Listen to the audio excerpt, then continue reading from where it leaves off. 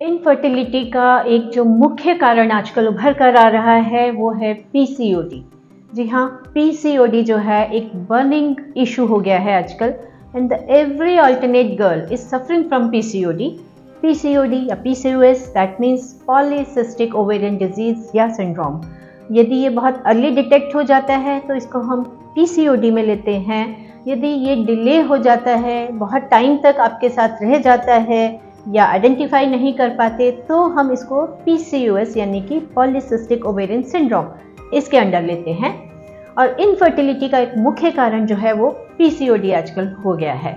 And as soon as the menarche started, वहीं से आजकल ये अराइज होना शुरू हो गया है। कुछ समय पहले जो है ये इतनी कम उम्र में नहीं पाया जाता था, लेकिन अब जो है ये बहुत कम उम्र से ही स्टार्ट हो गया है। इसलिए इनफर्टिलिटी के कुछ इश्यूज में से पीसीओडी जो है एक मेजर इशू की फॉर्म में सामने आ रहा है। तो आज हम बात करेंगे कि पीसीओडी को आयुर्वेद के साथ हम कैसे ट्रीट कर सकते हैं और कैसे इसको क्योर करके फर्टिलिटी रेट को भी और आपकी हेल्थ को भी इम्प्रूव कर सकते हैं। मैं डॉक्टर अनुपमा शर्मा, गर्भ संस्कार कंसल्टेंट एंड आयुर्वेदाचार्य। तो पीसीओडी जो है उसको आयुर्वेद में हम बहुत ही आसानी से और बहुत ही इफ़ेक्टिव वे में ठीक करके जो है फर्टिलिटी रेट को भी बढ़ा सकते हैं, आपकी हेल्थ को भी इम्प्रूव कर सकते हैं, साथ ही साथ एक हेल्दी और संस्कारवान बच्चे को जन्म देने में जो है आयुर्वेद बहुत ही अच्छे से हेल्प कर सकता है। पीसीओडी या पीसीओएस को आयुर्वेद में हम किस तरह से कोरिलेट करते हैं? तो आयुर्वेदा जो है it is a science and complete science, जो कि 5000 ईयर्स ओल्ड साइंस है, जिसमें कि पीसीओडी का तो वर्णन नहीं किया गया है, लेकिन उसी से रिलेटेड बहुत सारी डिजीज़ेस का वर्णन किया गया है, जिसको हम पीसीओडी के अंडर लेकर उसके हिसाब से अपने प्रिंसिपल्स बनाते हैं और उसके अकॉर्डिंग ट्रीट करते हैं। बिकॉज आयुर्वेदा जो है वो नाम से नहीं बल्कि दोषों की प्रधानता के हिसाब से काम करता है कि बॉडी में जो है किस तरह का डिसबैलेंस हुआ है और हमें उसको किस तरह से बैलेंस में लाना है।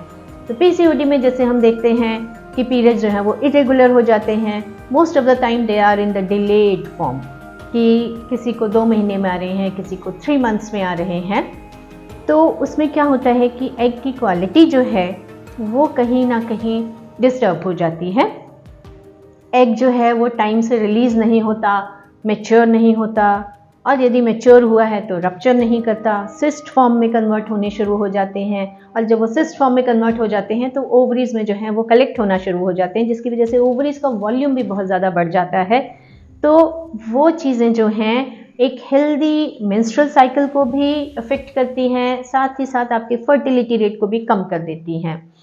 तो आयुर्वेदा में इसको जो है हम ना केवल मेडिसिन्स के द्वारा बल्कि कुछ थेरेपीज़ भी हम इसमें इंक्लूड करते हैं, जैसे कि उत्तरवस्ती है, पंचकर्म है। पंचकर्म में बहुत सारी टेक्निक्स हैं जिनके थ्रू हम इसको रेगुलराइज करते हैं।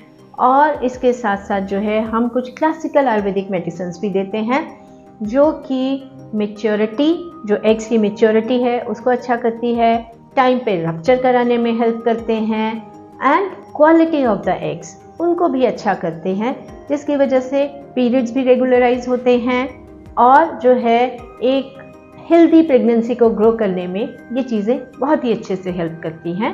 तो पीसीओडी या पीसीओएस जो है it is not a complicated disease in Ayurveda and it is treated very easily and in a very effective manner through Ayurveda.